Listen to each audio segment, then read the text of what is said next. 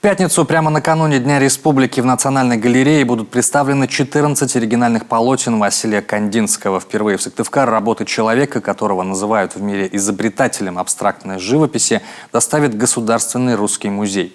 Задача выставки не только художественная, но и просветительская – раскрыть колоссальную роль коми-края в творческой судьбе великого русского художника. Ведь согласно его дневникам, где описывается пребывание в селе Кирчоме, например, он приехал в эти места юристом, а уехал творцом. Что же, так сказать, зацепило Кандинского в коме и превратило в художника? Вот, например, цитата из его записей. «Тут я выучился не глядеть на картину со стороны, а самому вращаться в картине, в ней жить». Каково?